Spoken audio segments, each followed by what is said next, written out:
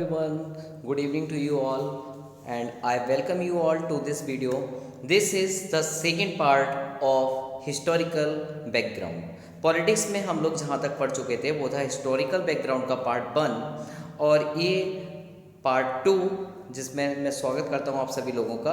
तो कल हम लोगों ने जहाँ पे अपना एक्ट फिनिश किया था कल वाली प्रीवियस वीडियो में, we have already studied about the act of 1853।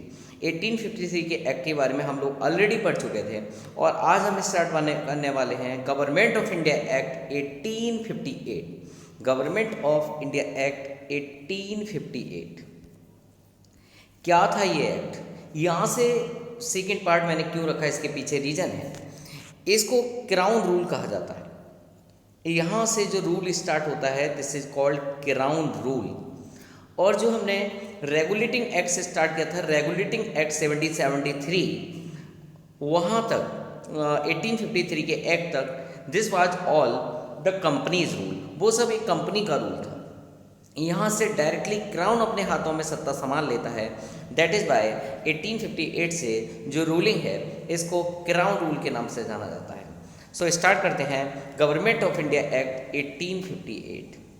Government of India act 1858 क्या था? ये भारत सरकार का अधिनियम 1858 एक्चुअली ये काफ़ी इम्पोर्टेंट माना जाता है। कानून का जो निर्माण किया गया है, जिस तरीके से लॉ को बनाया गया है 1857 के एक्ट के बाद, 1857 के रिवॉल्ट के बाद बनाया गया था। As you know well about revolt of 1857 का जो रिवॉल्ट हुआ था उसमें ब्रिटिश सरकार को बहुत ज़्यादा नुकसान हुआ था और ऐसी सारी चीज़ें फ्यूचर में ना हो, इन सबको रोकने के लिए, अवॉइड करने के लिए एक्ट तैयार किया गया था जिसका नाम है गवर्नमेंट ऑफ इंडिया एक्ट 1858। क्या खास बात है इस एक्ट के अंदर? इस एक्ट की खास बात यह है, भारत का पहला स्वतंत्रता संग्राम जो हुआ था, मतलब सिपाही विद्रोह, जिसको हम लोग मिलिट्री म्यूटिनी कहते हैं कुछ लोग, ठीक है, इसको म्यूटिनी मानते हैं। Some people called it is mutiny. ये एक आर्मी का म्यूटिनी था, कुछ लोग इसको मानते हैं, कुछ लोग इसको रिवॉल्ट कहते हैं, बहरहाल व्हाट्सएवर। लेकिन जो कुछ भी था, गवर्नमेंट ऑफ इंडिया एक्ट 1850 लाने के पीछे यही रीजन था, इस तरीके की म्यूटिनी, इस तरीके का रिवॉल्ट अब ना हो। तो इन सारी चीज़ों को अवॉइड करने के लिए एक्ट लाया गया है। भारत के शासन का अच्छा बनाने वाला एक्ट कहा जाता है कि ऐसा कहा जाता है कि इस एक्ट से इंडिया का जो रूलिंग थी वो और अच्छी हो गई। अब ये तो खैर पता चलेगा पढ़ने के बाद कि वास्तव में ये अच्छी हो गई या और ज़्यादा क्रिटिकल हो गई। तो ऐसा कहा जाता है ये एक्ट भारत सरकार को एक अच्छा रूलिंग, या कहूँ कि ब्रिटेन की गवर्नमेंट जो इंडिया में काम कर रही थी उसके लिए एक अच्छी रूलिंग सिस्टम थी। बहरहाल इसमें ईस्ट इंडिया कंपनी की पूरी तरीके से उसको समाप्त कर दिया गया। This was the end of east India company. ये किस चीज़ का दी एंड था? तो this was the end of east India company. EIC east India company यहाँ से दी एंड हो जाती है, क्योंकि यहाँ से शुरू हो जाता है क्राउन का रूल। तो गवर्नर अब तक जो होते थे उस एरियाज़ के, इसके अलावा जितने भी राजस्व संबंधी मामले, फिजिकल मामले जितने भी होते थे, ठीक है, ब्रिटिश राजशाही को ट्रांसफ़र कर दिए गए। मतलब ये सारी चीज़ें अब ब्रिटिश गवर्नमेंट देखेगी। अब इस तरीके के मामले कंपनी बिल्कुल नहीं देखेगी। तो ये एक बड़ा चेंज देखने को मिलता है गवर्नमेंट ऑफ इंडिया एक्ट 1858 में। क्या स्पेशलिटीज़ हैं इस एक्ट की? चलिए डिस्कस करते हैं कि आखिर क्या खास बात है इस एक्ट के अंदर, क्या स्पेशलिटीज़ हमको ढूंढने में मिलती हैं। तो देखिए यहाँ पे सबसे खास बात इस एक्ट की क्या है। Specialities of this act. First thing कि इसके तहत according to this act Bharat का जो मतलब एक तरीके से शासन था अब तक कंपनी के माध्यम से चल रहा था, डायरेक्टली महारानी के पास पहुंच जाता है। मतलब डायरेक्टली क्वीन रूल हो गया है। अब एक तरीके से कहा जाए महारानी विक्टोरिया के अधीन ये चला गया। तो this was under the dominance of British government. इस एक्ट के आने से भारत पर पूरी तरीके से जो डोमिनेंस है वो ब्रिटिश गवर्नमेंट का हो जाता है। ब्रिटिश क्राउन वाली जो गवर्नमेंट है उसका पूरे तरीके से आधिपत्य हो जाता है। और भारत का जो अब तक हम लोग पढ़ते थे कि हेड कौन है, तो पता था गवर्नर जनरल, क्योंकि सबसे पहले तो वो बंगाल का गवर्नर था, उसके बाद उसको गवर्नर जनरल बनाया ऑफ बंगाल, उसके बाद हमने देखा उसको बनाया गया गवर्नर जनरल ऑफ इंडिया। लेकिन अब क्या नई चीज़ आएगी, ये चीज़ थोड़ी देखने वाली है कि इसके बाद क्या नया उन्होंने एक डेजिनेशन रखी। मतलब भारत में ब्रिटिश ताज का प्रत्यक्ष प्रतिनिधि बना दिया गया। बोला हमारा भी तो कोई रिप्रेजेंटेटिव हो इंडिया के अंदर, क्वीन तो बैठेगी नहीं यहाँ पे, तो एक रिप्रेजेंटेटिव बुलाया गया। इस रिप्रेजेंटेटिव को वायसराय कहा गया, रिप्रेजेंटेटिव। मतलब अब से इस सरकार को चलाने के लिए होगी तो महारानी मतलब विक्टोरिया क्वीन वह रूल करेगी, ठीक है। लेकिन बात ये नहीं कि महारानी विक्टोरिया तो रूल करेगी, इंडिया की सारी इन्फॉर्मेशन कौन पहुंचाएगा उस तक, तो उसके लिए एक रिप्रेजेंटेटिव नियुक्त किया गया और इसको डेजिनेशन दी गई वायसराय। वायसराय। अब गवर्नर जनरल खत्म, एक नया पद, एक नई डेजिनेशन आई जिसको बोला गया था वायसराय। तो यहाँ आप देखते हैं इस एक्ट के अंदर खास बात की एक नई डेजिनेशन आती है जिसको हम वायसराय बोलते हैं। ब्रिटिश राजशाही को सारी मतलब पावर जब पहुँच गई तो इस तरीके से इसके अंडर छोड़ दिया गया इंडिया को कि सारी इन्फॉर्मेशन ये गवर्नमेंट तक पहुँचाने का काम करेगा। तो फर्स्ट थिंग तो ये स्पेशलिटीज इस एक्ट में देखने को मिलती है। सेकंड क्या खास बात है, इस अधिनियम में जो नियंत्रण बोर्ड था, हमने दो तरीके के बोर्ड पढ़े थे, board of control and board of directorate. तो बोर्ड ऑफ कंट्रोल और बोर्ड ऑफ डायरेक्टरेट दोनों को समाप्त कर भारत में शासन की एक दैर्ध्य प्रणाली लाई गई। डायरकी सिस्टम यहाँ पे इंडिया में मतलब जो चला अभी बीच में, वो डायरकी सिस्टम खत्म कर दिया गया। मतलब अब तक जो हम पढ़ते थे यहाँ पे कि बोर्ड ऑफ डायरेक्टरेट जो हमने पढ़ा था, एक कंपनी का काम देखता था, ठीक है, और एक देखता था तुम्हारा पॉलिटिकल सिस्टम। तो बोर्ड ऑफ डायरेक्टरेट और बोर्ड ऑफ कंट्रोल दोनों चीज़ें ही फिनिश कर दी गई। बोले अब इस तरीके का सिस्टम नहीं चलेगा, दैर्ध्य प्रणाली जो चल रही है, डोल सिस्टम जो चल रहा है, डायरकी जो चल रही है, वो ख़त्म की जाती है।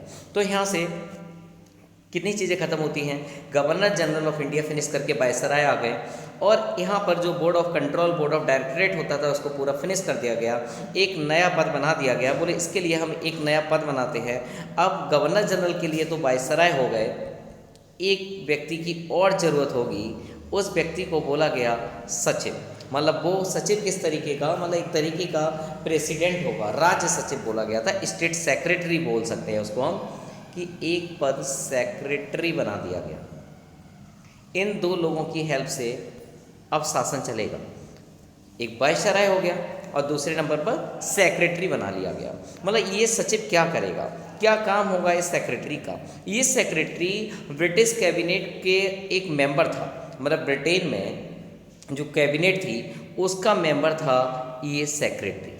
इस सेक्रेटरी का मेन मकसद रखने का इंडिया में क्या था कि ब्रिटिश जो मतलब एक तरीके से एट लास्ट संसद के प्रति जिम्मेदार है, मतलब इसका मेन काम होगा कि ये ब्रिटेन की पार्लियामेंट के लिए रिस्पॉन्सिबल होगा, रिस्पॉन्सिबल टू ब्रिटेन पार्लियामेंट। मतलब इसकी मतलब इस पोस्ट को लाने के लिए, सेक्रेटरी के लिए लाने के पीछे रीजन समझ में आ गया आपको कि अब सारी चीज़ें ब्रिटेन सरकार के अंडर आ जाए तो ये व्यक्ति रिस्पॉन्सिबल होगा। किस चीज़ के लिए रिस्पॉन्सिबल होगा, तो रिस्पॉन्सिबल होगा ये ब्रिटेन के पार्लियामेंट के लिए। तो he is responsible to the parliament of Britain, Britain के पार्लियामेंट के लिए रिस्पॉन्सिबल माना जाएगा। और क्या खास बात थी इस एक्ट के अंदर, एक खास बात ये कि भारत सचिव की सहायता के लिए एक कमेटी की ज़रूरत थी। तो हाँ बोले सेक्रेटरी तो बना ही देते हैं, तुम्हारे लिए हेल्प करने के लिए एक कमेटी भी बना देते हैं, अकेले काम नहीं कर पाओगे भाई तुम। 15 मेंबर्स की एक कमेटी बना दी गई। ये 15 मेंबर्स की कमेटी का काम क्या था, ये सलाहकार समिति थी, एक तरीके से एडवाइजरी बॉडी थी जो उसको एडवाइस दिया करती थी। परिषद का जो अध्यक्ष होता था वो यही होता था, भारत का सचिव, मतलब एक तरीके से सेक्रेटरी ही होगा इसका हेड। लेकिन ये एक एडवाइजरी काउंसिल थी, एडवाइस देने के लिए काउंसिल थी, ये तैयार कर दिया गया। और क्या था खास बात इस एक्ट के अंदर, इस कानून के तहत भारत का जो सचिव था, जिसको इंडियन सेक्रेटरी कह सकते हैं, ये सेक्रेटरी की परिषद का जो गठन किया गया था वो एक तरीके से एक निकाय था। निकाय बोले तो हिंदी में निकाय बोलते हैं, इसको बॉडी कह सकते हैं। किस तरीके की ये एक बॉडी थी, तो ये समझने की बात है कि ये एक इस तरीके की बॉडी थी जिसको हम कह सकते हैं कि इनकॉर्पोरेट है। देखो दो तरीके की चीज़ें होती हैं, एक कॉर्पोरेट, एक होता है इनकॉर्पोरेट। तो ये एक इनकॉर्पोरेट बॉडी थी जिसका कॉर्पोरेट सेक्टर से बिल्कुल भी मतलब नहीं था। कॉर्पोरेट सेक्टर बोले ना कि जहाँ पे ये बिजनेस इंडस्ट्री इन सब के मालिक वगैरह होते हैं, वो कॉर्पोरेट सेक्टर में पहुँच जाता है। तो ये एक अपने आप में इनकॉर्पोरेट सेक्टर का पार्ट था। और यहाँ पे इस तरीके की बॉडी बनाने के पीछे ये था कि इंडिया और इंग्लैंड में मुकदमा करने का इसको अधिकार है। मतलब एक ऐसा निकाय बनाएंगे कि जहाँ पे भारत और इंग्लैंड में मुकदमा करने का अधिकार होगा। एक केस जो है फाइल किया जा सकता है इंडिया में, फिर उसके बाद इंग्लैंड में भी केस को फाइल किया जा सकता है, तो मुकदमा किया जा सकता है। इस तरीके से एक जुडिशियल टाइप की बॉडी की ज़रूरत थी, तो उन्होंने कहा ऐसे नहीं, इसके लिए हम एक निकाय अलग से बना रहे हैं। तो इनको कॉरपोरेट सेक्टर से एक नया निकाय बनाया गया, एक नया ऑर्गेनाइजेशन बनाया गया, एक नया एक तरीके से कहूँ कमेटी टाइप की बनाई गई। इसका मेन मकसद जो था वो केस फाइलिंग थी। केस फाइलिंग मतलब ब्रिटेन में भी उन केसों को फाइल किया जाएगा, मतलब केस को इंडिया के अंदर भी, इसके अलावा वो केस ब्रिटेन के अंदर भी फाइल किए जा सकते हैं। और क्या खास बात है इस कानून की, तो देखिए एक नज़र में सारी चीज़ें पता कर लें। 1858 में जो मेन एक्ट आया, इसका मेन उद्देश्य क्या है, मेन ऑब्जेक्टिव क्या है, तो सिंपल सा समझिए कि एडमिनिस्ट्रेशन अच्छा करना, ताकि जो इंडिया के लोग इतने बड़े बड़े दंगे कर रहे हैं वो ना हो, सरकार को बड़ा नुकसान हो रहा था। तो इन्होंने एक तरीके से एडमिनिस्ट्रेशन की जो मशीनरी थी उसमें इम्प्रूवमेंट किया कि ताकि इस तरीके की चीज़ें दोबारा देखने को ना मिलें, जिसके माध्यम से इंग्लैंड में भारतीय जो सरकार थी, इंडियन जो गवर्नमेंट थी, उसका अधीक्षण कर सकते हैं। मतलब बैठेंगे हम इंग्लैंड में, इंग्लैंड से ही वॉच करते रहेंगे भाई, ऐसे करके सीसीटीवी कैमरा या रिमोट की तरह चलाते रहेंगे सब काम। इन्होंने यही सोचा, बोले बैठेंगे वहाँ और कंट्रोल यहाँ का पूरे इंडिया का करेंगे। तो ये वही सिस्टम था। इंग्लैंड वहाँ बैठे बैठे वहाँ की महारानी पूरे इंडिया को रेगुलेट कर रही थी, ये बात थी। और भारत में जो प्रचलित शासन प्रणाली थी, इसमें कोई ज़्यादा खास परिवर्तन या कोई स्पेशल चेंजेस देखने को नहीं मिलते हैं, बल्कि सरकार उसी तरीके से काम कर रही थी, कोई खास बड़ा बदलाव लेकर नहीं आती इंडियन पीपल्स के लिए। तो ये थी इस एक्ट की खास बातें, जो मैं इन शॉर्ट में आपको सारी चीज़ें एक बार दोबारा से बता देता हूँ। गवर्नमेंट ऑफ इंडिया एक्ट 1858 क्या है, मेन चीज़ इसकी ये थी कि जिस तरीके का जो रिवॉल्ट हुआ 1857, इस तरीके का रिवॉल्ट दोबारा ना हो, और इंडिया के अंदर रिवॉल्ट्स को रिप्रेस कैसे किया जाए। तो उन्होंने कहा कि कंपनी का जो ट्रस्ट है वो लोगों के अंदर अब बहुत ज़्यादा बेकार हो चुका है, कंपनी पे लोग ट्रस्ट नहीं करते, क्योंकि कंपनी के काम अब लोगों को नापसंद होने लगे हैं। चेंज लाइए, उन्होंने नया चेंज लाने के लिए डायरेक्टली ये अनाउंसमेंट कर दिया, ठीक है, कि अब हम कंपनी को यहाँ से हटा रहे हैं, कंपनी को बाइकआउट कर रहे हैं, ना बोर्ड ऑफ डायरेक्टर होगा ना बोर्ड ऑफ कंट्रोल होगा, डायरेक्टली कंट्रोल हम होंगे, मतलब हम कंट्रोल करेंगे। कैसे, एक वायसराय बनाया गया, जो अब तक होता था गवर्नर जनरल ऑफ इंडिया, उसको बोला गया वायसराय हो आप आज से, ठीक है भाई। वायसराय होने के अलावा और क्या किया गया, एक नया पद बनाया गया, नया डेजिनेशन, जिसको बोला गया था secretary of state. Secretary of state की ड्यूटी क्या थी, इसका मेन ड्यूटी थी कि ब्रिटेन की पार्लियामेंट के लिए ये रिस्पॉन्सिबल है, जो कुछ भी होगा वो सारी चीज़ें वहाँ जाके बताएगा। मतलब एक तरीके से कहीं मीडिएटर हो गया भाई, वो बोले इधर के सारे मामले वहाँ तक पहुँचा के आने हैं। तो भाई इसका काम ये था। और क्या खास बात थी इस एक्ट के अंदर, एक खास बात ये भी थी कि कंट्रोल जो था, उस कंट्रोलिंग सिस्टम को अच्छा करने के लिए एक बॉडी बना ली थी कि सारे जो केस होंगे, केस फाइल किए जाएंगे, वो इंडिया में भी किए जा सकते हैं और उन केस को ब्रिटेन में भी फाइल किया जा सकता है। तो वहाँ से वो जुडिशियल पावर भी उनके कंट्रोल में पहुँच गई। ये सारी इस एक्ट की खास बातें हैं, ठीक है, जो हमें यहाँ पे देखने को मिलती हैं। मेन अगर आप मकसद या उसका ऑब्जेक्टिव समझें इस एक्ट का, तो बिल्कुल सिंपल सा है, एडमिनिस्ट्रेटिव सिस्टम में बिल्कुल इस तरीके का सेंट्रलाइजेशन कर लेना कि वो हमारे हाथ में रह जाए। अब ऐसा ना रहे कि इस तरीके के दंगे, इस तरीके के एक्ट, मतलब कानूनों के द्वारा भी काम ना चल पाए, तो इन सबको बचाने के लिए था। इसके अलावा एक्ट और भी आए, उन सब के बारे में मैं ज़्यादा डिटेल में डिस्कस नहीं करने वाला हूँ। जैसे 1861 का एक्ट आया था, इसकी बात कौन कौन से एक्ट आए, 1861 का एक्ट आया था, 1892 का एक्ट आया था, 1892, और एक एक्ट आया था 1909 का, ये ज़्यादा इंपॉर्टेंट है, एक्ट 1909, ठीक है। तो हम पढ़ेंगे अब इसके बाद गवर्नमेंट ऑफ इंडिया एक्ट 1909 के बारे में, ठीक है, और 1816 के बारे में थोड़ा बहुत भी चीज़ें आपको मैं बता दूँ। तो गवर्नमेंट ऑफ इंडिया एक्ट 1861 क्या है, देखिए सबसे पहले ये गवर्नमेंट ऑफ इंडिया के 1858 जो मैंने आपको पढ़ाया है, सिंपल सा था कि वेग ऑफ द रिवॉल्ट ऑफ 1857 के रिवॉल्ट जो हो गया था उसका चक्कर था। एबोलिश ईस्ट इंडिया ख़त्म कर दी गई, ट्रांसफ़र कर दी गई सारी पावर ब्रिटिश क्राउन को, डेजिनेशन गवर्नर जनरल का चेंज करके वायसराय कर दिया गया। लॉर्ड कैनिंग पहले वायसराय हुए, ये प्लीज़ आप याद रखिएगा। ये फर्स्ट वायसराय कौन हुआ, तो लॉर्ड कैनिंग्स फर्स्ट वायसराय हुए थे, लॉर्ड कैनिंग्स, ठीक है, ये याद रखिए। इसके अलावा मैंने आपको कल गवर्नर जनरल और गवर्नर जनरल ऑफ इंडिया भी बताया था। Governor general of Bengal Baron Hasting था, इसके बाद विलियम बेंटिक जो थे वो गवर्नर जनरल ऑफ इंडिया बने थे। पहला वायसराय कौन बना, तो फर्स्ट वायसराय लॉर्ड कैनिंग्स बने थे। इस तरीके से डबल जो गवर्नमेंट चलती थी जिसको डायरकी बोलते हैं वो ख़त्म हो गई, और गवर्नमेंट के अंदर मतलब डबल सिस्टम तो एंड हो गया, नए नए ऑफिस, सेक्रेटरी का पद, ये चीज़ें आ गई थी। ये था 1858 का एक्ट। आगे बढ़ते हैं ज़रा इंडियन काउंसिल एक्ट 1900 के बारे में। इंडियन काउंसिल एक्ट 1900 क्या कहता है? ये जो एक्ट है इंडियन काउंसिल एक्ट 1909, इसकी कुछ खास बातें पढ़ेंगे। हाँ जी, तो पहले इससे पहले थोड़ी सी और चीज़ें भी जानकारी ले लें, जैसे कि मैंने बोला आपसे 1861 भी पढ़ लेना चाहिए। तो देखिए 1861 के एक्ट में क्या खास बातें हैं। गवर्नमेंट ऑफ इंडिया एक्ट जो 1861 था, उस एक्ट में एक खास बात ये जो हमें देखने को मिलती है वो ये है कि कानून बनाने की प्रक्रिया, लॉ मेकिंग जो एक प्रोसेस थी, इस प्रोसेस में भारतीय प्रतिनिधि जो थे, इंडियन रिप्रेजेंटेटिव्स होते हैं, उनको शामिल करने की शुरुआत हुई। बोले धीरे धीरे लोगों का ट्रस्ट जीतो ना, ट्रस्ट नहीं जीतोगे तो कैसे काम चलेगा। तो इस एक्ट में इन्होंने इंडियन लोगों की पार्टनरशिप शुरू कर दी। मतलब अब जो काउंसिल बनती थी उसमें इंडियन मेंबर्स भी लिए जाते थे, और इस प्रकार वायसराय कुछ एक तरीके से एक्सटेंशन करने लगा। मतलब जो परिषद थी, जो काउंसिल थी, उस काउंसिल में नॉन गवर्नमेंट मेंबर्स भी आने लगे। मतलब वो मेंबर जिनका सरकार से ताल्लुक़ नहीं था, उन लोगों को भी इस बॉडी के अंदर शामिल किया जाता था 1861 के एक्ट में।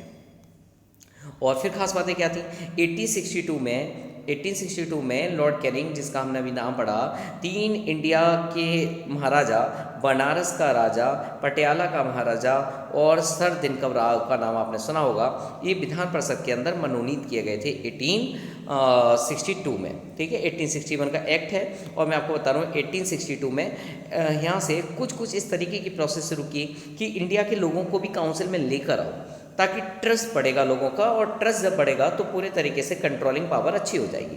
तो इन्होंने वही किया कि बनारस का राजा, पटियाला का महाराजा और इसके अलावा सर दिनकर राव जो थे, ठीक है, इनको विधानसभा में मनोनीत कर लिया, एक तरीके से उनको नॉमिनेट कर लिया गया। और इस एक्ट में खास बातें क्या थी, मद्रास और बम्बई, ये तो अपने आप में बहुत ही इम्पोर्टेंट ऐसा लगता है प्रेसिडेंसीज हैं, बॉम्बे एंड मद्रास, जिसको चेन्नई कहते हैं, मद्रास और बॉम्बे, यहाँ 2 जगहों की जो प्रेसिडेंसीज थी, इन प्रेसिडेंसीज को पावर दे दी गई। बोले तुम्हारे पास फिर से पावर दे रहे हैं हम, अब हम एक तरीके से जो सेंट्रलाइजेशन सिस्टम है ना, उसको डिसेंट्रलाइज कर रहे हैं। तो व्हाट यू सी हियर कि अब तक जो सेंट्रलाइजेशन सिस्टम था, वो सेंट्रलाइजेशन डिसेंट्रलाइजेशन की तरफ बढ़ रहा है। कैसे कि पावर देना, पावर शेयरिंग तो डिसेंट्रलाइजेशन होता है, तो पावर शेयरिंग का कॉन्सेप्ट यहाँ पे देखने को मिल रहा है कि उन लोगों ने कहा कि नहीं, देखो मद्रास के भाइयों, देखो मद्रास और बॉम्बे दोनों लोगों को पावर दे रहा हूँ मैं कि तुम अब पावर पा सकते हो, मतलब डिसेंट्रलाइजेशन हो सकता है। तो यहाँ से इन्होंने डिसेंट्रलाइजेशन की तरफ एक कदम बढ़ाया, और ये डिसेंट्रलाइजेशन की एक तरीके से कहूँ दोबारा से प्रवृत्ति देखने को मिलती है। एक बार तो डिसेंट्रलाइजेशन था ही, जैसे हमने पढ़ा था, ये डायरकी वगैरह भी ये डिसेंट्रलाइजेशन का ही पार्ट है। और फिर उसके बाद सेंट्रलाइज सिस्टम लाए, सारी चीज़ें एक हाथ में चलती चली जाएँ, जैसे गवर्नमेंट ऑफ इंडिया के 1858 तक हमने चीज़ें पढ़ी थी। लेकिन धीरे धीरे इसको डिसेंट्रलाइज मोड पर लेकर आते हैं। इससे ये हुआ कि 1833 का जो चार्टर था, जो हमने कल पढ़ा था, उस चार्टर में ये था कि अपने सब चीज़ों को सेंट्रलाइज कर लो। तो 1833 में तो ये सेंट्रलाइज कर रहे थे, लेकिन ये 1861 के एक्ट में ऐसा उल्टा हो जाता है बिल्कुल, कि ये सारी चीज़ों को डिसेंट्रलाइज करते चले जा रहे हैं कि पावर को बांटो। मतलब जो एक तरीके से लेजिस्लेटिव बॉडीज़ हैं, उन लेजिस्लेटिव बॉडीज़ में चेंज लेकर आओ। तो ये सारी चीज़ें यहाँ पे देखने को मिलती हैं इस एक्ट के माध्यम से, जिसका एक्ट का नाम 1861 रखा गया है। और भी कुछ खास बातें अगर इसमें आप ढूंढना चाहें तो ये कह सकते हैं कि बंगाल और जो नॉर्दर्न फ्रंट एरिया था हमारा, यहाँ सब में, पंजाब वगैरह में 1862 और इसके अलावा 1866, 1897 इनमें विधान परिषदों का गठन हुआ। विधान परिषद बोले तो जो हम इंडिया लेजिस्लेटिव असेंबली बोलते हैं, विधान परिषद और विधानसभा, तो ये लेजिस्लेटिव काउंसिल कहलाएगी, लेजिस्लेटिव काउंसिल। तो लेजिस्लेटिव काउंसिल बनना शुरू हो गई थी पंजाब वगैरह में, पंजाब में, बंगाल में, उत्तर पश्चिम जो फ्रंटियर था वहाँ पे। यहाँ नॉर्थ वेस्ट फ्रंटियर में पंजाब में, बंगाल में, ये इस तरीके की लेजिस्लेटिव काउंसिल बननी शुरू हुई। इसका सिंपल सा मतलब है कि एक तरीके की प्रोसेस डिसेंट्रलाइजेशन की शुरू हो गई थी। और वायसराय की जो परिषद थी उसमें कार्य संचालन करने के लिए, एडमिनिस्ट्रेशन देखने के लिए अधिक रूल्स जो थे उनको मतलब एक तरीके से शक्तियाँ ज़्यादा दे दी, पावर ज़्यादा दे दी। तो ओवरऑल जो कुछ भी देखते हैं कि लॉर्ड कैनिंग ने 1859 में जो बिगनिंग में पोर्टफोलियो प्रणाली अपनाई। पोर्टफोलियो क्या होता है? देखिए, पोर्टफोलियो प्रणाली का मतलब होता है कि एक तरीके से वायसराय की परिषद का एक सदस्य अब तक, ठीक है, एक या अधिक सरकारी विभागों का प्रभारी, उसका हेड, ठीक है, बनाया जा सकता है। अब ये नहीं है कि वो उसका हेड नहीं बनाया जा सकता। तो ये एक तरीके का पोर्टफोलियो सिस्टम कभी कभी पेपर में पूछता है। लो मैं अभी इसके बारे में थोड़ा सा डिटेलिंग कर दूँ। पोर्टफोलियो सिस्टम क्या है, कौन लेकर आया? तो पहले तो याद रखिए, पोर्टफोलियो सिस्टम जो है वो 1861 के एक्ट में आया था। कब आया था? 1861 के एक्ट में। कौन लाया?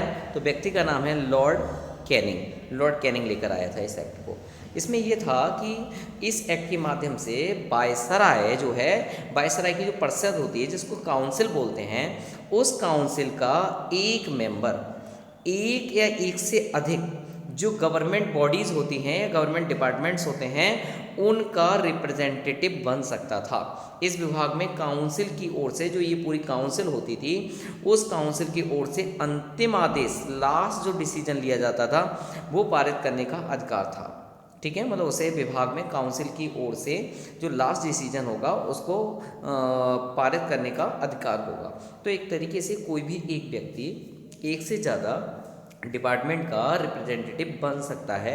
ये अपने आप में एक पोर्टफोलियो सिस्टम का पार्ट है। ठीक है, तो वायसराय की जो आपातकाल में कभी कभी इमरजेंसी जिसको हम बोलते हैं, उस इमरजेंसी के टाइम में बिना काउंसिल की संस्तुति के अध्यादेश लाया जा सकता था। अध्यादेश आप इंग्लिश में वो समझिए ऑर्डिनेंस, एक तरीके का ऑर्डिनेंस होता है। मतलब जब कोई प्रेसिडेंट, अपनी कंट्री के अकॉर्डिंग समझिए, जब कोई प्रेसिडेंट एक एक्ट लेकर आता है, ठीक है, तो वह अपने आप में अध्यादेश कहलाता है। जब कोई सरकार काम नहीं कर रही होती है, जैसे आपका संसद भंग है, ठीक है, तो उस टाइम तो प्रेसिडेंट ही देखेगा सारे काम, तो उस दौरान उसको किसी कानून की ज़रूरत होती है तो वो ऑर्डिनेंस कहलाता है। इसको हिंदी में हम लोग अध्यादेश बोलते हैं। एक मिनट, मैं हिंदी में लिख दूँ, अध्यादेश, इंग्लिश में ऑर्डिनेंस कहा जाता है। तो प्रेसिडेंट ऑर्डिनेंस लेकर आता है।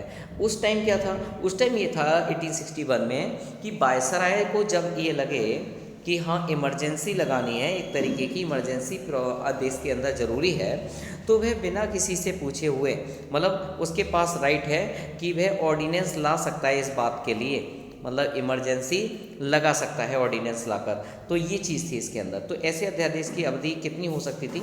जितनी हमारे यहाँ होती है वन टाइम 6 मंथ होती है, 6 मंथ्स, तो इसके लिए भी 6 मंथ्स का टाइम था। ठीक है, तो this is act government of India act 1861। ये गवर्नमेंट ऑफ इंडिया एक्ट 1861 है।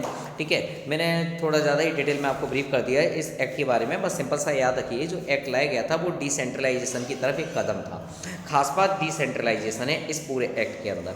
अब तक 1833 पढ़ा था तो उसमें था सेंट्रलाइजेशन, उसका ये रिवर्स है 1861। यहाँ पे डिसेंट्रलाइजेशन देखने को मिलता है। ये पॉइंट आपको नोट डाउन करना है। इतनी सारी बातें याद नहीं रखनी है, लेकिन ये बात याद रखनी है।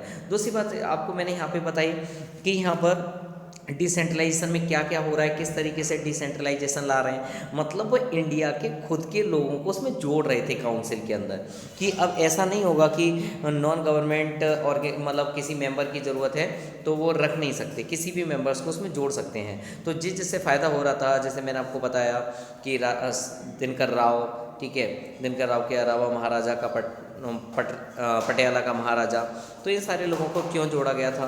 तो इन सब के पीछे रीजंस था कि इनको काउंसिल में लाकर वो लोग अच्छे तरीके से रूलिंग कर सकते हैं और डिसेंट्रलाइजेशन का जो सिस्टम है उसको अच्छे से मैनेज किया जा सकता है। ये खास बातें थी इसके अंदर। और दूसरा पोर्टफोलियो सिस्टम याद रखना है। तो इस एक्ट में क्या क्या बातें याद रखेंगे आप? सबसे पहले डिसेंट्रलाइजेशन, दूसरी बात पोर्टफोलियो सिस्टम, ठीक है, और तीसरी बात जो इमरजेंसी थी वो लगाई जा सकती थी। 3 बातें याद रखनी है। मैं तीनों चीज़ें दोबारा से बता दूं आपको। एक आपको याद रखना है, सबसे पहला जो मेन पॉइंट है डिसेंट्रलाइजेशन, डिसेंट्रलाइजेशन। दूसरी खास बात क्या है इसके अंदर? Portfolio system. तीसरी खास बात क्या है कि इमरजेंसी लगाई जा सकती थी। ये इस एक्ट की खास बातें हैं, इसलिए मैंने आपको ये एक्ट थोड़ा डिटेल में पढ़ा दिया 1861 का। 1892 में भी एक एक्ट आया था, उसको मैं ज़्यादा बहुत लंबे तरीके से नहीं समझाना चाहूँगा क्योंकि इम्पोर्टेंट तो है लेकिन इतना इम्पोर्टेंट ये एक्ट नहीं है। 1892 इस एक्ट में खास बात क्या थी, जो एक तरीके से सेंट्रल और प्रोविंशियल एरियाज के अंदर विधान परिषद होती थी, लेजिस्लेटिव जो काउंसिल होती थी, उसमें नॉन गवर्नमेंट सदस्यों की संख्या और बढ़ा दी गई, मतलब मोर डिसेंट्रलाइजेशन। वो था मतलब डिसेंट्रलाइजेशन, ये है मोर डिसेंट्रलाइजेशन। इसमें डिसेंट्रलाइजेशन को और ज़्यादा बढ़ावा दिया गया। विधान परिषद के जो काम थे अब तक, उन कामों में और ज़्यादा बढ़ोतरी की गई। एक तरीके से कहें कि there was a growth in work of legislative councils, legislative councils के काम में और ज़्यादा बढ़ोतरी कर दी गई। और बात सुनिए, यहाँ ऐसा लगने लगा लोगों को जैसे डेमोक्रेसी जैसा कॉन्सेप्ट आ रहा है, लोग बजट पे बहस कर सकते थे। ये क्वेश्चन पेपर में बोर्ड में कहीं पूछा भी जा चुका है, यूपीएससी वगैरह में कहीं या यूपीएससी में, कि बजट पर बहस करने की शक्ति कौन से एक्ट से मिलती है? Argue on budget. तो बजट पर आर्ग्यू और डिबेट करने की जो शक्ति है वो इस एक्ट के माध्यम से मिलती है 1892। ये चीज़ इंपॉर्टेंट है, ठीक है। तो ये सारी चीज़ें, और इसके अलावा कार्यपालिका के जो प्रश्न होते थे, प्रश्नों के उत्तर देने के लिए अलाउ कर दिया गया कि क्वेश्चन के जवाब दिए जाएंगे। जैसे आप देखते हो ना, यहाँ पे कभी भी बहस सुनते हो पार्लियामेंट के अंदर, तो जो विपक्ष होता है उसकी क्वेश्चंस के जवाब देता है गवर्नमेंट जो होती है, वो मतलब गवर्नमेंट का प्रतिनिधि जो होता है वो सारे जवाब देता है। तो ये सारे सिस्टम यहाँ पे भी देखने को मिलता है कि इंटेरोगेशन प्रोसेस, मतलब प्रश्नों के जवाब तो देने के लिए वैलिड है वो लोग, और बजट जब पास होगा तो उसके लिए आर्ग्यूमेंट भी कर सकते हैं। तो इस तरीके का डिसेंट्रलाइजेशन जो था अब तक, वो मोर डिसेंट्रलाइजेशन बन जाता है। ये इस एक्ट की खास बातें हैं 1892 की, जो मैं आपके साथ डिस्कस कर रहा हूँ। एक तो संख्या बढ़ा दी गई नॉन गवर्नमेंट जो मेंबर्स थे उनकी। दूसरी बात, इसके अंदर आर्ग्यूमेंट्स या debate on budget was proceeded. Beside this, सबके अलावा तीसरी बात जो मैं आपको बता रहा हूँ कि क्वेश्चन पूछे जा सकते थे, और सरकार जवाबदेह बन रही थी धीरे धीरे। रिस्पॉन्सिबल गवर्नमेंट का कॉन्सेप्ट यहाँ पे देखने को मिलता है, ठीक है। अब चलते हैं अपने मेन एक्ट की तरफ। ये बीच में आए हुए दो छोटे छोटे एक्ट थे जिसको मैंने आपको ब्रीफ कर दिया। इंडियन काउंसिल एक्ट 1909, जरा इस एक्ट को आप ध्यान से देखिए कि इस एक्ट के अंदर क्या खास बातें हैं। 1909 देखिए, इस एक्ट में मतलब जो एक्ट लाया गया है 1909 का, इसको एक बहुत पॉपुलर नाम से जाना जाता है, मार्ले मिंटो रिफॉर्म्स। किस नाम से इसको जानते हैं? तो इस एक्ट को हम जानते हैं मार्ले मिंटो रिफॉर्म्स। ये ज़्यादा इम्पोर्टेंट हो जाती है बात कि कौन सा एक्ट मार्ले मिंटो रिफॉर्म्स कहलाता है। तो 1909 का एक्ट मार्ले मिंटो रिफॉर्म्स कहलाता है। ऐसा क्यों? क्योंकि लॉर्ड मार्ले इंग्लैंड में भारत के सचिव थे, मतलब इंडियन सेक्रेटरी थे। तो सेक्रेटरी का नाम था मार्ले और गवर्नर जनरल का नाम था मिंटो। दोनों को मिला लो तो बन गया ये भाई साहब double mint, Morley and Minto. तो ये मार्ले मिंटो जो कौन थे? ये सेक्रेटरी और ये गवर्नर जनरल, ठीक है। मिंटो वायसराय और मार्ले सेक्रेटरी, ठीक है। तो इस तरीके से इस एक्ट को नाम दिया गया मार्ले मिंटो रिफॉर्म्स, मतलब इसमें सुधार थे एक तरीके के। अब कैसे सुधार थे, क्या रिफॉर्म्स थे, वो सारी चीज़ें हम लोग डिसाइड कर लेते हैं पढ़ने के बाद। देखिए, इसमें जो एक तरीके से सेंट्रल और जो लेजिस्लेटिव आपकी विधान परिषद थी, जिसको हम लोग लेजिस्लेटिव काउंसिल्स बोलते हैं, ये काउंसिल्स जो थी इसमें काफ़ी मतलब इसको ब्रॉड किया गया, नंबर ऑफ काउंसिल्स बढ़ा दी गई, मतलब एक तरीके की लेजिस्लेटिव काउंसिल्स की संख्या बढ़ा दी गई, आकार में थोड़ी वृद्धि हो गई, ये ग्रोथ कर दी गई। ये फायदेमंद है या नुकसानदायक? ये अच्छी बात है, क्योंकि ये डिसेंट्रलाइजेशन की तरफ बढ़ता हुआ एक इशारा है। तो पहली चीज़ क्या देखने को मिली हमें कि ग्रोथ हो गई। किस चीज़ में ग्रोथ हुई? GROWTH, growth in legislative council, इसमें ग्रोथ हो गई। और क्या खास बात हुई? जो केंद्रीय परिषद थी, जो सेंट्रलाइज काउंसिल थी, उसमें संख्या बढ़ा दी गई। छोटी मोटी नहीं, 4 गुनी के करीब बढ़ा दी गई। 16 मेंबर्स होते थे, वो 60 कर दिए गए, ठीक है। तो ये चीज़ें हैं इंपॉर्टेंट। इसके अलावा इसमें दोनों स्तरों पर, चाहे आप एक तरीके का प्रांतीय स्तर की बात करें, प्रोविंशियल स्टेट की बात इस स्टेज की बात करें, और चाहे आप सेंट्रलाइज सिस्टम की बात करें, दोनों ही स्तरों पर अगर आप एक चीज़ देखें तो ये देखने को मिलती है, यहाँ पे अनुपूरक प्रश्न पूछने का आपको अलाउ कर दिया गया। अनुपूरक प्रश्न पूछना, बजट पर संकल्प रखना, ये सारी बातें बहुत बड़ी बात है। मतलब बजट पर बहस करने की शक्ति थी, अब बजट पर संकल्प रखना भाई, कहने का मतलब अब जो बजट पास होगा उस बजट में एक तरीके से कहूँ कि आपका एक बहुत बड़ा रोल होगा। ठीक है, तो दायरा बढ़ गया विधान पार्षदों के, मतलब जो चर्चा का जो एक ब्यौरा था, जो काउंसिल में बैठकर लोग डिस्कस करते थे, ठीक है, उनके कार्यों को और ज़्यादा बढ़ा दिया गया। जैसे मैंने कहा अनुपूरक प्रश्न पूछना, अनुपूरक संपूरक दो चीज़ें होती है, मतलब कॉम्प्लीमेंट्री क्वेश्चंस करना, तो आप कॉम्प्लीमेंट्री क्वेश्चंस उनसे कर सकते थे, और बजट पर जो संकल्प होता था मतलब उसके बारे में भी जानकारी की जा सकती थी। इसमें पहले एक क्वेश्चन कभी कभी आ जाता है कि फर्स्ट इंडियन मेंबर कौन था इस वायसराय की कार्यपालिका परिषद का। वायसराय की कार्यपालिका परिषद मतलब वायसराय की जो एग्जीक्यूटिव काउंसिल थी, वायसराय था, इस वायसराय की एग्जीक्यूटिव काउंसिल थी, इस काउंसिल का पहला इंडियन मेंबर कौन था। मतलब इस एक्ट में पहली बार किसी इंडियन को वायसराय और गवर्नर की एग्जीक्यूटिव काउंसिल का मेंबर बनाया गया। बहुत ही ज़्यादा इम्पोर्टेंट बात है कि आज से पहले एग्जीक्यूटिव काउंसिल्स में, एसोसिएशन में इंडियन मेंबर नहीं था, लेकिन सत्येंद्र सिन्हा जो थे, सत्येंद्र प्रसाद सिन्हा बंगाली थे। ये पहले इंडियन थे जिनको वायसराय की एग्जीक्यूटिव काउंसिल में मेंबर बनाया गया था। ठीक है, तो ये चीज़ें जो हैं वो इस 1909 की एक्ट की बात है। और ख़ास बात क्या, इस अधिनियम में, इस एक्ट में पृथक निर्वाचन, सेपरेट इलेक्टोरेट, अगर आपने सेपरेट इलेक्टोरेट वगैरह सब पढ़ा हो, शायद 10th क्लास में हिस्ट्री में पढ़ाया जाता है, अगर आप उस चैप्टर को पढ़ेंगे इंडियन मूवमेंट्स के बारे में, तो वहाँ पे था कि मुस्लिम लीग ने सेपरेट इलेक्टोरेट की मांग रखी थी। इसके अलावा डिप्रेस्ड क्लास एसोसिएशन ने सेपरेट इलेक्टोरेट की मांग रखी थी, जिसको लेकर गांधी जी नाराज़ हो गए थे, पूना पैक्ट हुआ था। ये सारी हिस्ट्री थोड़ी सी याद होगी आपको। यहाँ पर सेपरेट इलेक्टोरेट की बात यहाँ से शुरू होती है कि सेपरेट इलेक्टोरेट होगा। इस एक्ट में ये हो गया कि सेपरेट इलेक्टोरेट किया जाएगा। ठीक है, सेपरेट इलेक्टोरेट समझ गए ना, कि एक तरीके से पृथक निर्वाचन के आधार पर हम लोगों को एक तरीके से कहूँ कि सेग्रीगेट कर उनका इलेक्शन करा सकते हैं। तो किसको कराया गया था, मुस्लिमों के लिए कराया गया था, सांप्रदायिक प्रतिनिधित्व उनको मिलेगा। तो एक तरीके से मुस्लिम लोगों के लिए सेपरेट इलेक्टोरेट्स की यहाँ पे प्रावधान किया गया, एक प्रपोजल पास किया गया था। मुस्लिम पीपल सेपरेट इलेक्टोरेट्स रख सकते हैं, ये इसी एक्ट की खास बात है। और हाँ, एक बात और ध्यान से समझने की बात है कि इस एक्ट में 1909 में और क्या खास बातें थी। देखो, मुस्लिम सदस्यों का चुनाव मुस्लिम मतदाता ही कर सकते थे, सेपरेट इलेक्टोरेट, सिंपल सा ये सिस्टम हो गया। तो इस एक्ट ने कम्युनलिज्म लाने की कोशिश की। तो कभी कभी क्वेश्चन आता है कि कम्युनल इलेक्शन या कम्युनल इलेक्टोरेट्स का फादर कौन कहा जाता है। तो कम्युनल इलेक्टोरेट का फादर इन्हीं को कहा जाता है जिन्होंने ये काम करवाया। तो अभी मैंने आपको नाम बताया था, ये व्यक्ति कौन था, तो इसका नाम मिंटो था।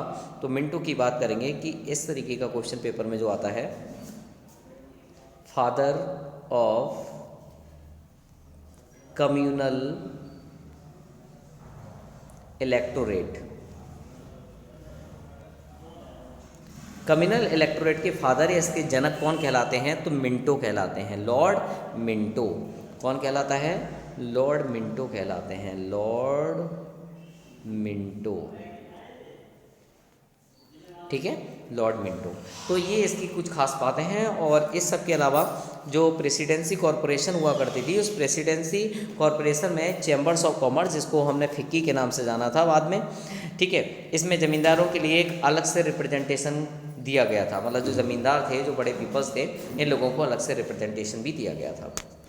अब ज़रा इसको थोड़ा सा ब्रीफ कर दूँ, मैंने 1909 में, तो 1909 में कुछ बातें आपको जो इम्पोर्टेंट है वो सबसे पहले आप समझिए।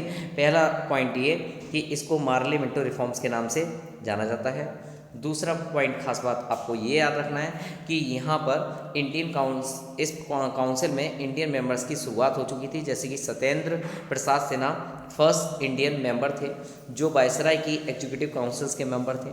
और ख़ास बात क्या थी इसके अंदर, इसमें और पावर ये मिल गई कि यहाँ पर एक तरीके से सीटें बढ़ा दी गई, सीटों का एक्सटेंशन हुआ, जो मैं अभी बता रहा था 16 से 60 हो गई थी। और दूसरी बात कि कॉम्प्लीमेंट्री क्वेश्चन पूछे जा सकते थे, बजट पर संकल्प लाया जा सकता था, ये सारी खास बातें थी। और कम्युनलिज्म की शुरुआत भी यहीं से हुई है, क्योंकि सेपरेट इलेक्टोरल लाया गया था मुस्लिम लोगों के लिए इस एक्ट के अंदर। ये हैं खास बातें इस एक्ट की। आगे बढ़ते हैं, अगला एक्ट कौन सा है, तो अगले एक्ट की बात करूं तो अगला एक्ट है आपका गवर्नमेंट ऑफ इंडिया एक्ट 1919। यहाँ से आपको बहुत सारी चीज़ें पता होंगी, ठीक है। तो यहाँ पर ये आपका 1935 आ गया। पहले इस एक्ट की बात कर लें 1919 की, फिर आगे बढ़ते हैं। 1919 गवर्नमेंट ऑफ इंडिया 1919 के अंदर क्या खास बातें हैं, देखिए ये 20 अगस्त 1917 को ब्रिटिश सरकार ने पहली बार ये अनाउंस किया कि हमारा मेन ऑब्जेक्टिव भारत में एक तरीके से रिस्पॉन्सिबल गवर्नमेंट की फाउंडेशन करना है। अब तक ब्रिटिश गवर्नमेंट ने कहीं पे भी ये नहीं बोला कि हम एक रिस्पॉन्सिबल गवर्नमेंट बनाना चाहते हैं, लेकिन इस एक्ट में जो देखने को मिलता है कि सरकार कहती है हम एक रिस्पॉन्सिबल गवर्नमेंट चाहते हैं, रिस्पॉन्सिबल गवर्नमेंट चाहते हैं। ये पहली बार ये देखने को बोला गया, मतलब पहली बार देखने को मिलता है। तो 1919 में भारत शासन अधिनियम लाया गया, गवर्नमेंट ऑफ इंडिया एक्ट लाया गया था 1919 में। 1921 से लागू हुआ ये, वैसे तो 1921 से। तो जो 1919 में लाया गया था वो 1921 से लागू हुआ था। इस कानून को एक नया नाम से जानते हैं, जैसे हमने 1909 पढ़ा, उसका नाम था मार्ले मिंटो रिफॉर्म्स। इसको कौन सा रिफॉर्म्स बोलते हैं, इसको बोलते हैं माउंटेन चेम्सफोर्ड रिफॉर्म्स। किस नाम से जानते हैं, माउंटेन चेम्सफोर्ड।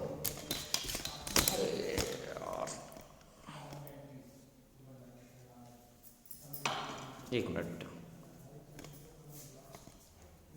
हाँ जी, माउंटेन चेम्सफोर्ड रिफॉर्म्स,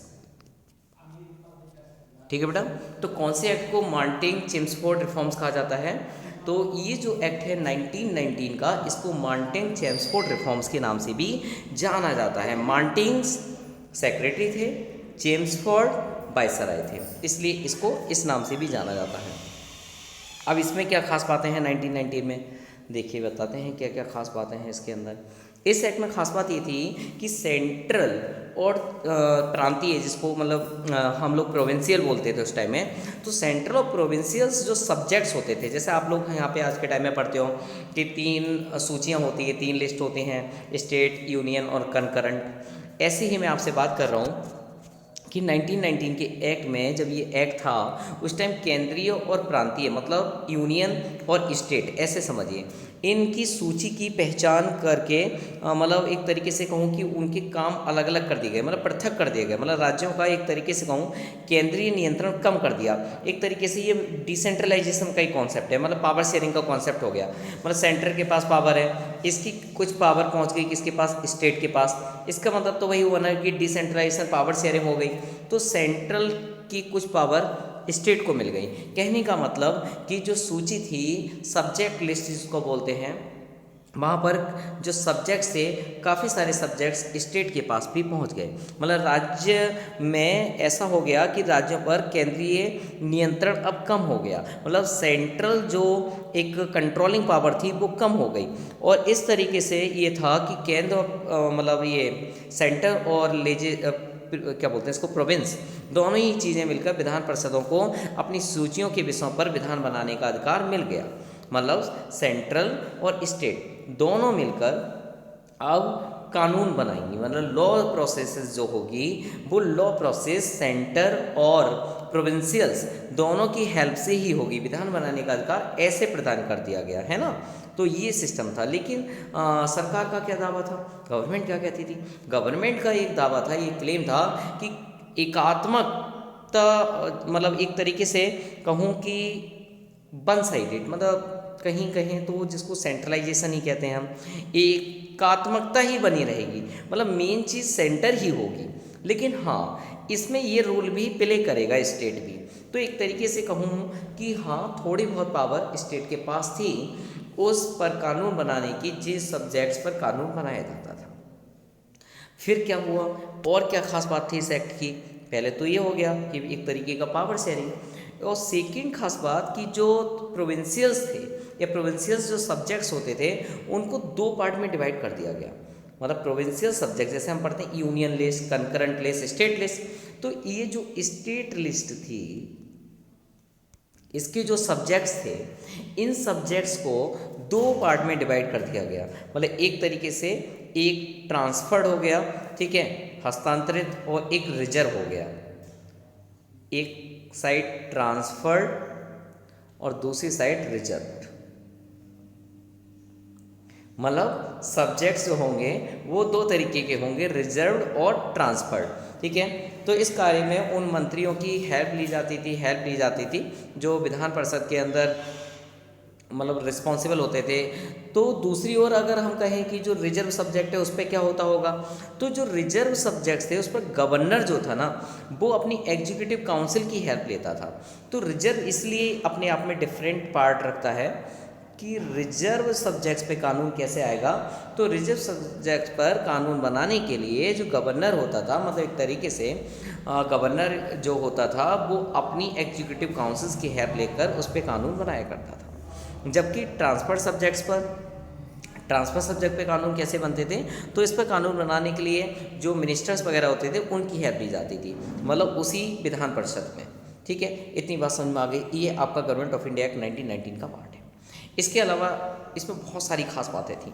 1919 अपने आप में बहुत बड़ा इंपॉर्टेंट रोल प्ले करता है। द्विसदनीय व्यवस्था, द्विसदनीय, जैसे हम लोग यूपी में रहते हैं तो यहाँ पे बाई कैमरलिज्म चलता है, और सेंट्रलाइज पावर से देखें तब भी बाई के मतलब एक तरीके से कहूँ कि दो सदन होते हैं। हमारे यहाँ सेंटर में दो सदन होते हैं, एक होता है आपका लोकसभा, ठीक है, एक होता है राज्यसभा। तो लोकसभा और राज्यसभा जो होते हैं इसको बोलते हैं लोअर हाउस, को बोलते हैं अपर हाउस। ऐसे ही स्टेट के अंदर कुछ स्टेट हैं, ठीक है, ये 6 स्टेट हैं। इन स्टेट के अंदर भी दो हाउस होते हैं। ये लेजिस्लेटिव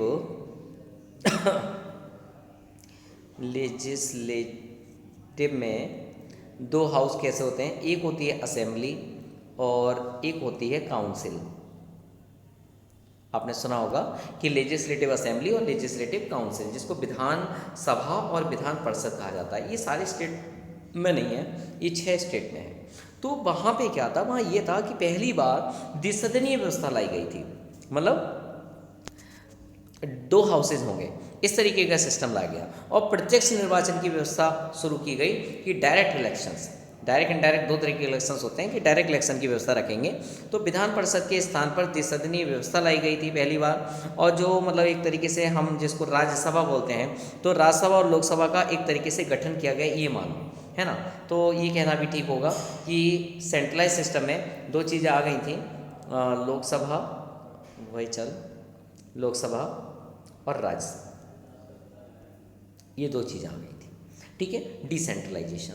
और क्या खास बात थी इसमें, ये खास बात थी इसकी सांप्रदायिकता के आधार पर जो सिख थे, क्रिश्चियंस पीपल्स थे, और इसके अलावा जो एंग्लो इंडियंस पीपल्स थे और यूरोपीय जो लोग थे, इन सबको एक तरीके से पृथक निर्वाचन के सिद्धांत को और ज़्यादा बढ़ा दिया गया। बोले सेपरेट इलेक्टोरेट बेटा, सेपरेट इलेक्टोरेट बेटा, सेपरेट इलेक्टोरेट।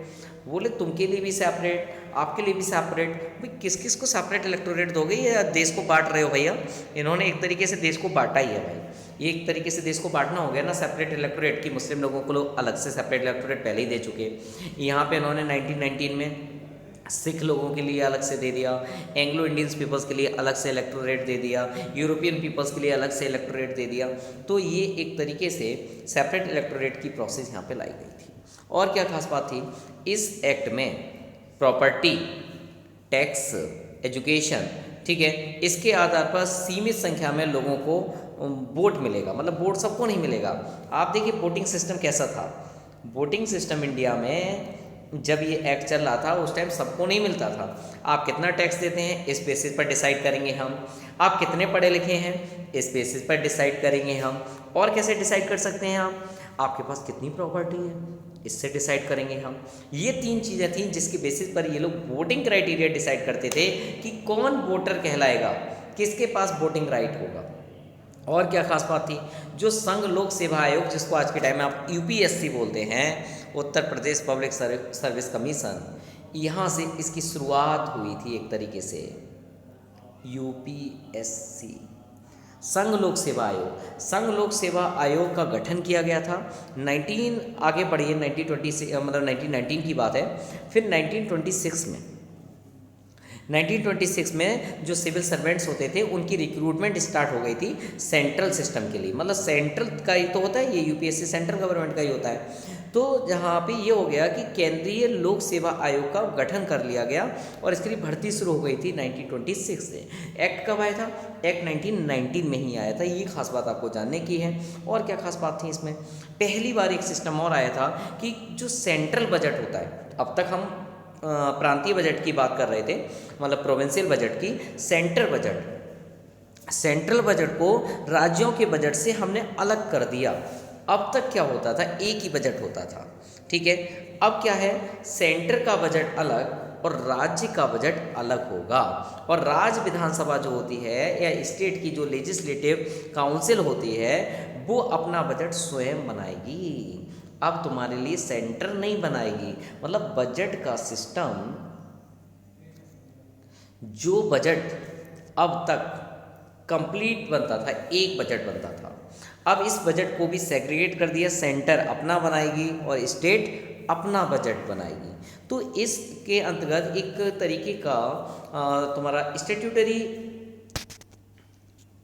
कानून आया, ये स्टैट्यूटरी एक्ट आया, एक आयोग गठन किया गया जिसका कार्य था कि 10 साल के बाद, जांच करने के बाद अपनी रिपोर्ट प्रस्तुत करेगा।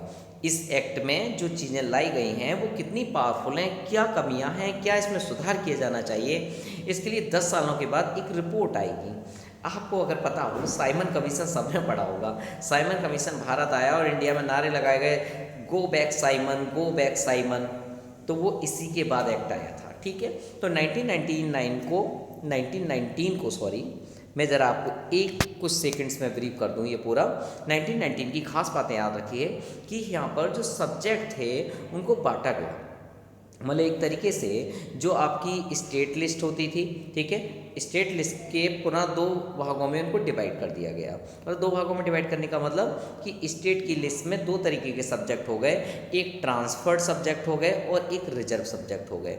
रिजर्व वाले पे तो कानून कैसे बनेगा, तो रिजर्व के कानून बनाने के लिए सेंट्रल सिस्टम है एक तरीके से। सेंट्रल सिस्टम का कहूँ कि इस पर गवर्नर अपनी एग्जीक्यूटिव काउंसिल से बना पाएगा, जबकि ये मिनिस्टर्स वगैरह की हेल्प से बनाया जाएगा, है ना। और दूसरी क्या खास बात थी, एक खास बात ये हो गई इसकी। दूसरा ये, इसमें बाई कैमरलिज्म का कॉन्सेप्ट लाया गया, मतलब द्विसदनीय व्यवस्था जिसको बोलते हैं, 2 सदन, लोकसभा और राज्यसभा, इस तरीके के सदन लाए गए थे। तीसरी खास बात, इसमें कम्युनलिज्म और बढ़ा दिया गया। कैसे? सिख, ठीक है, एंग्लो इंडियंस, यूरोपियन, इन सबको सेपरेट इलेक्टोरेट की व्यवस्था कर दी गई थी। और क्या खास बात थी, यूपीएससी का गठन किया गया था जो 1926 से रिक्रूट करना शुरू हो गया था, ठीक है। और क्या बात थी, इसके लिए जांच करने के लिए कमीशन बैठानी जानी थी। 10 साल के बाद वो इंडिया में जांच करने आती। वो साइमन कमीशन 2-3 साल पहले ही आ गया था, 27 में वहाँ से चल दिया, 28 में आ गया इंडिया में, जिसका बहुत ज़्यादा विरोध हुआ था। लाला लाजपत राय, उसी की सांडर्स की लाठियों से इसी वजह से घायल हो गए थे, बेचारों की डेथ हो गई। वो सब यही सिस्टम है पूरा। चलिए अब ज़रा हम बढ़ते हैं साइमन कमीशन के बारे में भी 2-4 बातें आपको बता दूं, क्योंकि इंपॉर्टेंट है साइमन कमीशन भी। बहरहाल पढ़ा तो नहीं रहा हूँ मैं हिस्ट्री में, पॉलिटिक्स में भी ये साइमन कमीशन पढ़ा दूं, क्योंकि हिस्टोरिकल बैकग्राउंड पढ़ रहे हैं तो उसमें कहीं ना कहीं साइमन कमीशन भी इम्पोर्टेंट हो जाता है। साइमन कमीशन ब्रिटिश सरकार ने नवंबर 1927 में, वहाँ से नवंबर 1927, तो नवंबर 1927 में, मतलब निर्धारित समय से अगर हम देखें तो 2 वर्ष पहले ही इसने भेज दिया। 1919 का एक्ट है, 10 ईयर लगा लो, कितने हो गए, 1929 में आना चाहिए ना, लेकिन इसने 1929 की जगह ये 1927 में ही भेज दिया था। ये देखिए 1927 में ही भेज दिया। तो ऐसे में क्या हुआ इसके हेड थे सर जॉन साइमन। कौन था इसका हेड? इसके हेड थे सर जॉन साइमन। तो सर जॉन साइमन जो थे, सर जॉन साइमन, इनका इंडिया में बहुत विरोध हुआ था भाई। इनका विरोध इसलिए हुआ था क्योंकि ये जो 7 सदस्यीय थी, मतलब 7 मेंबर वाली ये कमेटी थी, इस कमेटी के अंदर कोई भी इंडियन मेंबर नहीं था। सारे दलों ने, मतलब जितनी भी ऑल पॉलिटिकल पार्टीज थी, सब ने इसका अपोज किया।